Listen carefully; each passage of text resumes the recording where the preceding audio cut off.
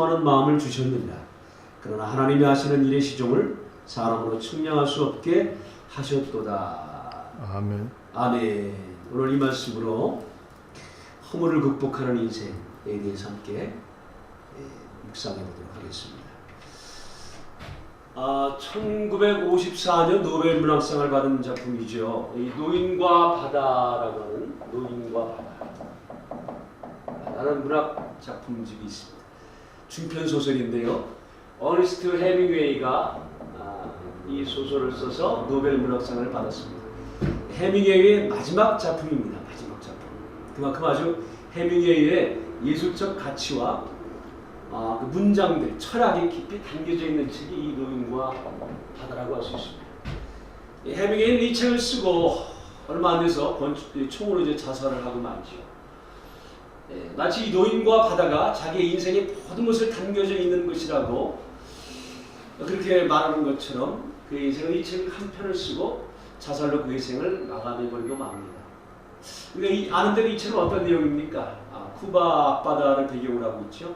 청새치라는 큰 물고기를 잡는 노인에 대한 얘기가 나와 있는데 85일간이나 고기를 못 잡은 노인이 먼 바다에 나가서 낚시를 하는 그 과정을 그리고 고기를 잡는 과정을 소개를 하고 있는 책입니다. 이 배에 앉아서 이 노인이 말이죠. 낚싯대를 들고 있는데 하루 종일 낚싯대를 들어도 고기가 잡히지 않아요. 그런데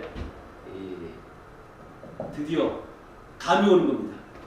요즘 낚시에 대한 이제 그런 프로그램이 있어서 많은 사람들이 바다로 낚시를 가는데 그냥 보는 것하고 실제로 낚시를 하는 것하고는 차이가 너무나 납니다. 그러니까 바다 낚시는 아무나 가는 게 아니에요. 이 엄청 이 파도도 높고 굉장히 뜨거운 때약빛이 힘듭니다. 그걸 견디고 있다가 이 노인이 이제 고기를 잡게 되는데 이 물고기가 너무나 힘이 센지 이 배를 끌고 가는 거예요. 이 노인이 견딜 수가 없어요. 그래서 그냥 밤새워 이 물고기하고 이 사투를 벌이게 됩니다. 그래서 하나님께도 기도합니다. 제발 이 고기 한번 하나님 잡게 해주시면 정말 제가 교회도 잘 다니고 하나님 잘 믿을 거라고 그렇게 소원 기도까지 하면서 말이죠. 밤새워서 이 물고기를 잡으려고 사투를 벌이게 되는 거예요. 그러다가 드디어 청새치가 한번 솟구쳐 올르더니 힘을 잃고 이제 죽게 되었어요. 드디어 이 노인은 말이죠. 이 큰 물고기를 잡게 되었어요. 그래 노인이 가지고 있는 배는 너무나 작아서 실을 수가 없어요. 그래서 이렇게 이 옆에다가 물고기를 이렇게 묶고 의기양양해서 이제 돌아오게 되는데 이게 웬일입니까? 상어들이 나타나기 시작해요. 상어들이 여기저기 나타나가지고 밤새도록 말이죠. 이 상어들과 노인은 싸워야 되는 거예요. 마침내 상어가 그냥 여기를 뜯어먹고 어떻게 되었겠어요? 나중에는 이 물고기가 이렇게 뼈만 남은 앙상한 채로 말이죠. 이 물고기 뼈만 가지고 자기 집으로 돌아오게 되는 그러한 이야기를 그리고 있는 겁니다. 밤새도록 사투를 벌여서 잡은 그 물고기, 커다란 물고기였지만 그가 가지고 돌아오게 된 것은 뭐예요? 뼈만 가지고, 앙상한 뼈만 가지고 돌아오게 됩니다. 물론 이 책에서 말하는 것은 이러한 허무한 인생, 이 허무한 인생을 극복하는 노인을 얘기하고 있는 거예요. 인생을 말이죠. 하루 종일 수고해도 평생 수고해도 남은 것은 앙상한 뼈밖에 없는 이 허무함밖에 없다라고 하는 것을 노인과 바다에서 얘기하고 있죠. 그러나 사람들은 이 허물을 잊지 않고 무엇을 읽는가? 허물을 극복하고자 하는 인생을 읽고자 하는 것이 인간의 마음인 것입니다. 오늘도 우리는 허물을 어떻게 극복할까라고 하는 것을 오늘 이 본문에 있는 말씀을 통해서 우리가 묵상을 해볼 수가 있어요. 그런데 여러분 이 해밍웨이는 과연 허물을 극복했는가? 내 눈앞에 허무가 있는데 허무의 절벽이 있는데 허무의 절벽이 내 앞에 있어요. 이 허무의 절벽이 내 눈앞에 뻔히 보이면서도 이 허물을 망각한다고 하는 것이 잊어버린다고 하는 것이 가능하냐라고 하는 것입니다. 해밍웨이는 허물의 절벽 앞에서 허물을 눈앞에 보면서 이 허물을 망각할 수가 없었어요. 그래서 결국 그는 총으로 자기 인생을 마감하고 이제 그렇게 죽음으로 향해 버리고 맙니다. 죽음을 선택함으로 더 적극적인 죽음을 맞이하겠다는 거지만 허물을 극복하지 못한 인생의 모습을 이 노인과 바다에서 말해주고 있는 것입니다. 오늘 성경에 있는 말씀 보니까 우리가 허물을 어떻게 하면 극복할 수 있는가, 진정으로 허물을 극복할 수 있는 길이 무엇인가라고 하는 것을 성경은 우리에게 가르쳐주고 있습니다. 그것은 바로 전도서 말씀입니다. 자, 여러분, 우리가 전도서를 보게 되면 무슨 말씀이 기억이 납니까? 헛되다라고 하는 것이 기억나지 않습니까? 전도서 1장에 있는 말씀 보니까 1장 2절에 이렇게 말씀하고 있어요. 전도자가 이르되 헛되고 헛되며 헛되고 헛되니 모든 것이 헛되도다. 해 아래서 수고하는 모든 수고가 사람에게 무엇이 유익한가 말씀하고 있지요. 이 전도서를 처음 펼치면 이 말씀 때문에 사람들은 인생의 허물을 직면하고 싶지가 않은 거예요.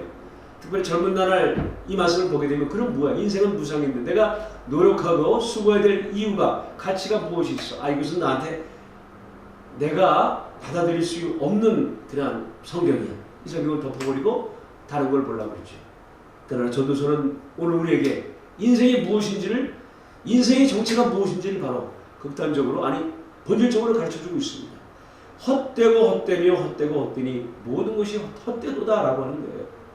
해 아래서 수고하는 모든 수고가 사람에게 무엇이 유익하냐 라고 하는 말씀이죠. 밤에 새도록 수고했지만 아무것도 얻지 못하는 인생처럼 사람의 해 아래서 수고하는 모든 수고는 아무런 유익이 없다라고 하는 것을 이미 성경은 우리에게 가르쳐주고 있습니다.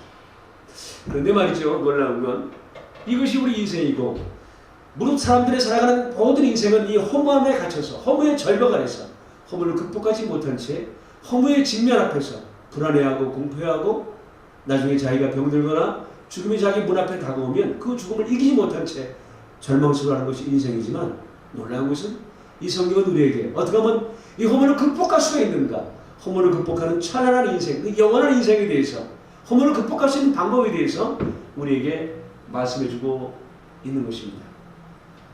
그 말씀이 오늘 같이 읽은 전도서 3장 1절에 11절에 있는 말씀이라고 할 수 있어요. 하나님이 모든 것을 지으시되 때를 따라 아름답게 하셨다라고 하는 것이죠. 여러분이 아름다움을 볼 수 있을 때 우리는 허물을 극복할 수 있습니다. 아름다움이라고 하는 것은 무엇일까요? 결국 아름다움이라고 하는 것은 그 겉모습이 아름답구나, 이쁜 그것 때문에는 아름다움이지만, 그러나 진정한 아름다움은 가치를 드러내고 더 나아가 진리가 발현되어질 때 아름답다는 말이, 그러한 탄성이 나올 수가 있는 것입니다. 물론 이 사람들은 말이죠, 육체의 모습도 얼마나 아름다운지 모릅니다. 오늘 말씀 보니까 때를 따라 아름답게 하셨다 그랬잖아요. 인생의 때라는 게 얼마나, 그 모든 때가 얼마나 아름다운지 모르겠습니다. 갓난아이는 태어날 때가 그 갓난아이의 모습, 우는 그 모습이지만 그 하얀 살과 말이죠, 뼈한 살과, 그리고 출생의 그 탄성이 나오는 그 아기의 모습은, 갓난 아기의 모습은 얼마나 아름답습니까? 그리고 그 아기가 자라면서 초등학생이 되거나 초등학생 된 어린아이는 어린아이대로 아름답고, 더 나아가서 이제 중년이 되면 청년이 되면 청년대로 장대한 맛이, 중년이면 중년의 그러한 무게가 있잖아요. 그리고 노년이 되면 노년대로 아름다움이 있다고 하는 것을 우리에게 가르쳐주고 있는 것입니다. 여러분 그렇습니다. 그 누가 원더풀 라이프라고 말하기 전에 성경은 이미 우리 인생은 뷰티풀, 아름답다라고 그렇게 말씀하고 있습니다. 하나님께서는 때를 따라 아름답게 하신 것입니다. 우리 인생은 그렇게 아름다운 거예요. 그러나 진정한 아름다움이라고 하는 것은 무엇일까요? 이것은 육체의 아름다움만을 말하는 것이 아니라 가치를 발휘하고 있는 인생을 말해주고 있는 것입니다. 인생의 가치. 다시 말하면 아이는 아이다울 때가 가장 아름다운 것이지, 아이가 노인스러우면 그게 어떻게 아름답겠습니까? 애 늙은이가 어떻게 아름답겠어요? 너는 왜 이렇게 염려가 많냐, 근심이 많냐. 아이는 철이 없어요. 그냥 항상 밝고 발랄하고 경쾌하고 그렇게 살아가는 그 모습만 보기만 해도 할아버지들은 할머니들은 이뻐하고 사랑스러워하지. 그 아이가 근심 걱정에 쌓여가지고 내가 이제 앞으로 어떻게 살아가야 되나, 인생이 너무 막막하다, 나는 어떻게 장가가야지 걱정하고 있다고 한다면 어떻게 아름다울 수가 있겠어요? 아이는 아이다울 때가 아름다운 것이지. 그런가 하면 청년은 청년다울 때가 아름다운 것이지, 청년이 철이 없어가지고 엄마 아빠 보고 맨날 엄마 아빠 아이스크림 사줘, 하도 사줘, 맛있는 거 사줘 라고 한다면 그게 어떻게 아름다울 수가 있겠습니까? 그 가치를 따라서 인생은 아름다운 거예요. 노인은 노인의 가치를 발휘할 때가 아름다운 것이죠. 그 가치가 무엇이겠습니까? 가치는 바로 하나님께서 우리 인생에게 허락하신 진리라고 하는 것입니다. 다시 말하면 나의 인생은 하나님의 진리를 나타낼 때, 하나님의 숨은 지혜를 나타낼 때, 하나님의 비밀을 나타낼 때 가장 아름다운 인생을 살아갈 수가 있는 것입니다. 그래서 인생은 말이죠, 비밀이 있는 것입니다. 인생은 육체이지만 그 육체에는 숨겨진 하나님의 비밀이 담겨져 있습니다. 그 비밀이 무엇이냐면 때라고 하는 것입니다.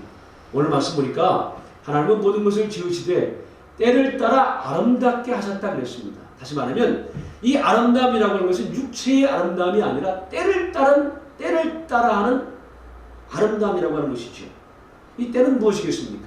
우리가 때에 대한 것을 알기 위해서는 하나님께서 지으신 시간을 우리가 알아야 되는데, 하나님은 처음에 천지만물 우주를 만드셨을 때 창세기 1장 3절에 있는 말씀 보니까 빛을 만드시고 그 빛을 따라 빛과 어둠을 만드신 것을 볼 수 있습니다. 그리고 빛과 어둠이 있었기 때문에 하루가 지났다 그랬어요. 다시 말하면 빛이 있음으로 말미암아 시간이 만들어진 것입니다.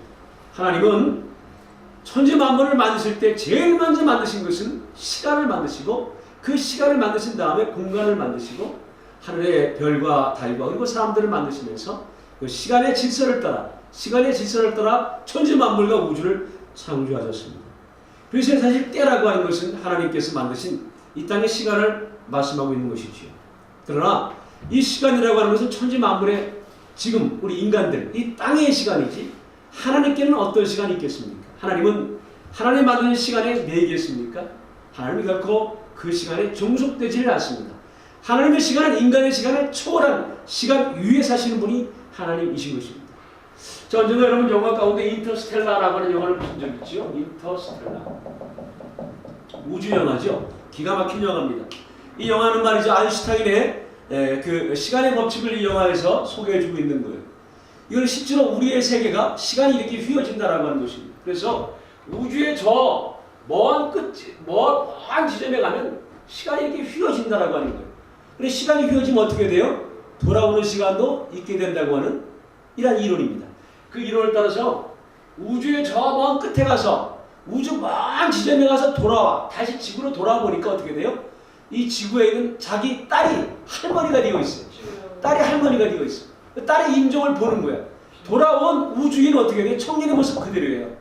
우주선을 떠날 때의 모습과 별로 달라지지 않았어. 그런데 이미 딸은 늙어가지고 할머니가 돼서 죽어가는 모습을 젊은 아버지가 바라보고 있는 것이 인터스텔라에 나오지 않습니까?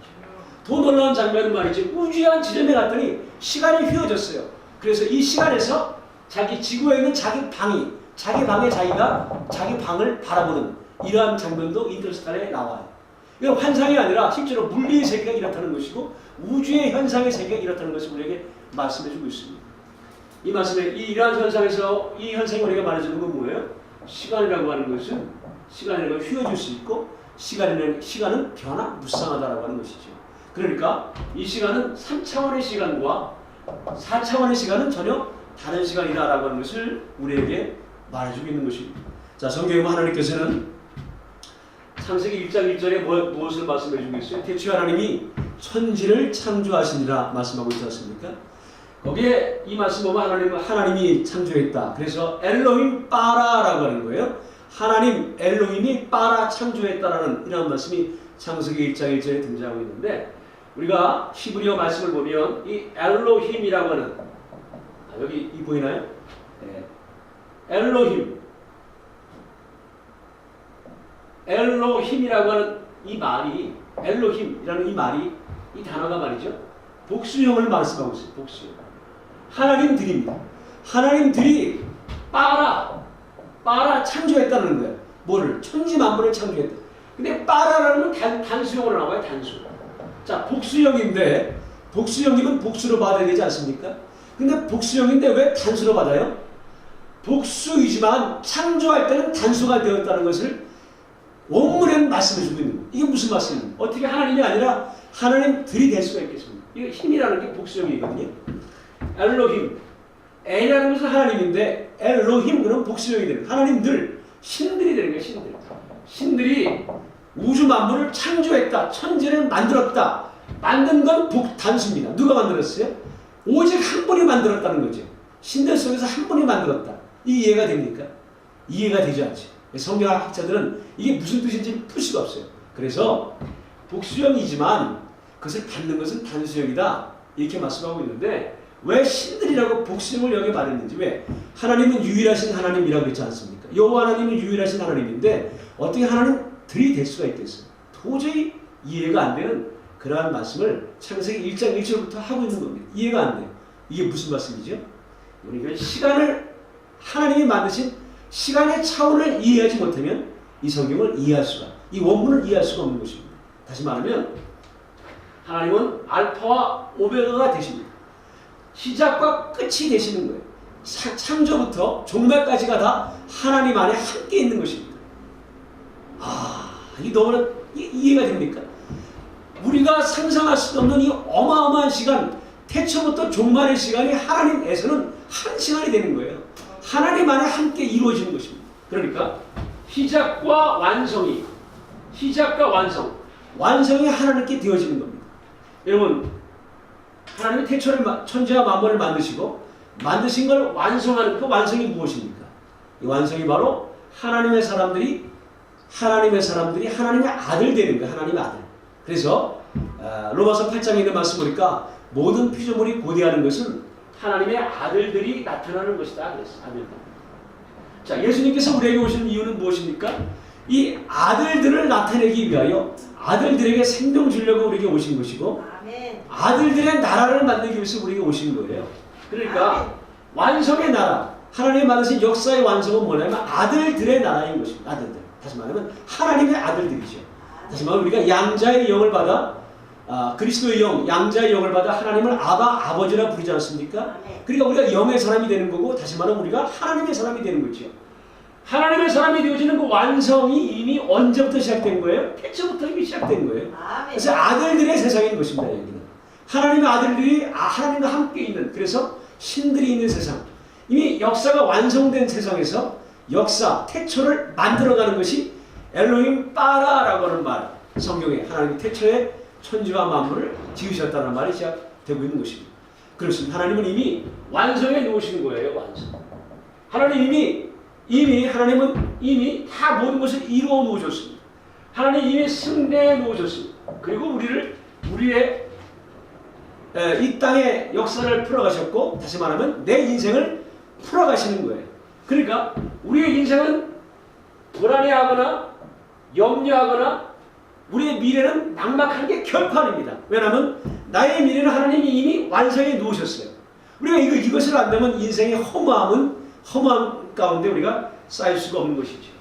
자, 해밍웨이는 하나님을 알지 못했어요. 하나님이 만들어 놓으신, 하나님이 이루어 놓으신 그 완성을 알지 못했어요. 그래서 인생의 허무의 절벽을 극복하지 못하고 총으로 자살하고 말았습니다. 수많은 사람들이 허무의 절벽 앞에서 허무를 잊으려고 해도 허무를 극복하지 못해. 왜? 자기 인생의 최종점, 내 인생의 완성을 바라보지 못했기 때문에. 그러나 여러분, 놀라운 건 하나님이 이미 나의 인생을 완성해 놓으시고 나의 인생을 다 만들어 놓으셨다는 사실. 언제? 내 이 시간, 3차원의 시간 넘어 하나님의 시간에 이미 나를 만들어 놓으신 것을 믿는다고 한다면 우리는 결코 허무할 수가 없는 것입니다. 그래서 때를 따라 아름답게 하셨다는 말은 하나님이 만들어 놓은, 하나님이 이미 이루어 놓으셨기 때문에 그 삶의 모든 과정들이 다 아름다운 것이고, 삶의 모든 과정 속에서는 하나님이 숨겨놓으신 경륜이 있다라고 하는 것입니다. 그래서 여러분, 에베소서 1장 6절에 있는 말씀 보니까 주님의 하나님의 기뻐하심을 따라 그리스도 안에서 그 경륜을 만들어 놓으셨는데, 그 경륜이 뭐냐면 때가 찬 경륜이라고 하는 것이죠. 그래서 하나님의 경륜이 있는데 이 경륜은 때가 차면 드러나게 된다고 하는 것입니다. 그러니까 인생의 이 시간이라고 하는 것은 무엇을 말해요? 우리에게 주어진 3차원의 시간이라고 하는 것은 하나님의 경륜을 이루기 위한 과정이라고 하는 거예요. 하나님의 경륜을 이루기 위한 과정인 것입니다. 그래서 창세기 1장 2절에 있는 말씀 보니까 땅이 혼돈하고 공허하며 흑암이 깊음 위에 있다고 말씀하고 있습니다. 그러니까 혼돈은 허물을 알기 위한 과정이고, 허물은 흑암과 깊음을 알기 위한 과정인 것입니다. 그러니까 내가 인생을 살아가면서 이 땅에서 허물을 느끼거나 혼돈과 흑암을 느낀다고 한다면 그것은 바로 하나님의 숨겨진 경륜이 있는데 그 경륜은 무엇이냐 하면 흑암을 알기 위한 과정이라고 하는 것입니다. 흑암이 뭐예요?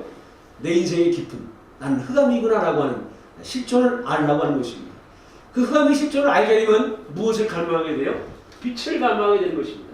빛을 갈망하게 돼요. 그래서 창세기 1장 3절부터는 빛이 있으라 하시매 빛이 있었고 그때부터 하나님 보시기에 좋았더라라는 말씀이 등장하고 있는 것입니다. 여러분 이 시간은 경륜이 있는데 그 경륜은 무엇입니까? 내 인생의 경륜은 뭐예요? 하나님의 숨겨진 경륜인데 나의 허물을 알고 나의 흑암을 알기 위한 경륜이 있다라고 하는 것입니다. 그래서 밤은 낮을 이루기 위한 경륜이 되어지는 것입니다.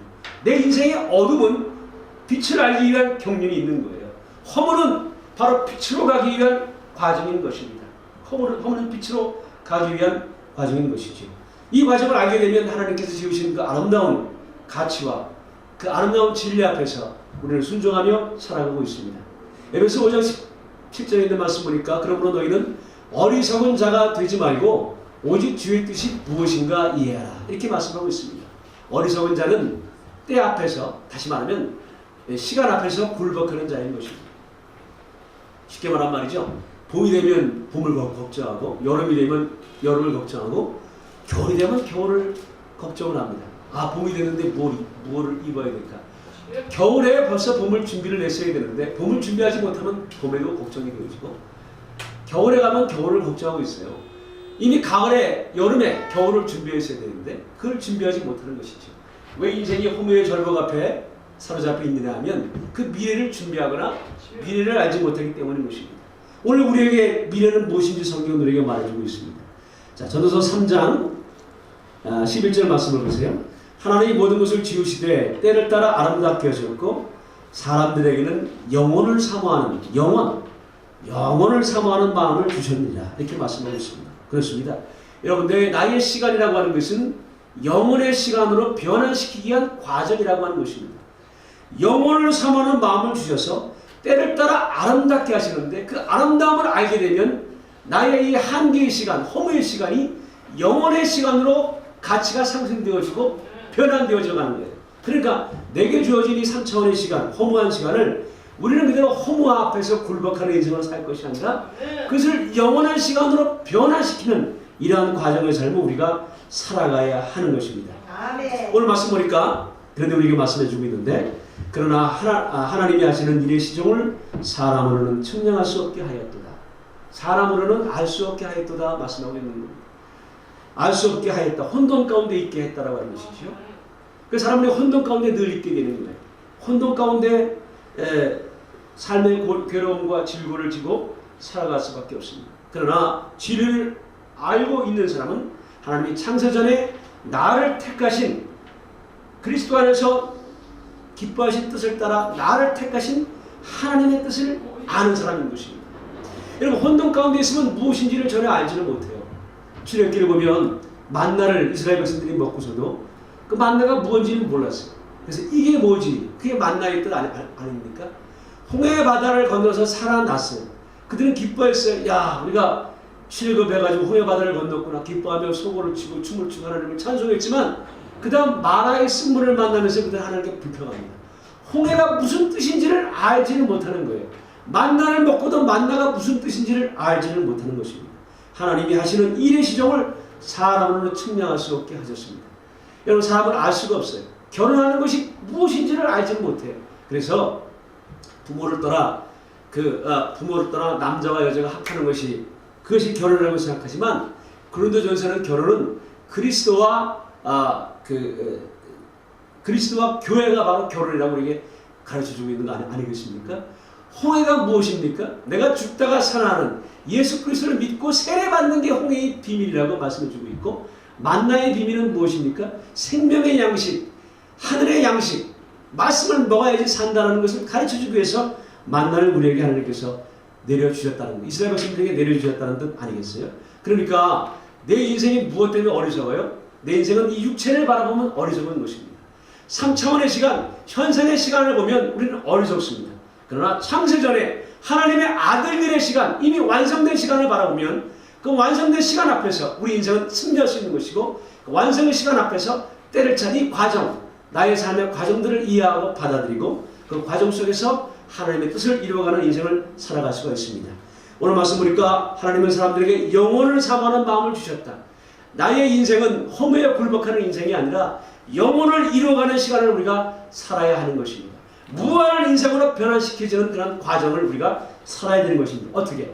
주의 뜻이 무엇인지를 이해하게 되고 그 뜻 안에서 나의 삶을 그 거룩하신 뜻대로 하나님의 아들들 되는 시간으로 변화시켜 나갈 때 나의 삶의 모든 과정들을 아름다운 과정으로, 다시 말하면 하나님의 뜻이 이루어지는 삶의 모든 과정으로 나의 삶을 변화시켜 나갈 때 진리 안에 살게 되고 진리에 순종하고 진리의 삶을 살아가게 되므로 말미암아 나의 삶은 허무에 굴복하는 3차원의 시간이 아니라 하나님이 이미 완성되어진 그 승리의 시간으로 변환되어져 가고 영원한 시간을 살아가게 되는, 그래서 무한한 미래를 향해 살아가는 가장 영광스러운 인생을 살아갈 수가 있는 것입니다. 이와 같은 인생을 살아가는 우리 모두가 될 수 있기를 주님의 이름으로 부탁을 드립니다.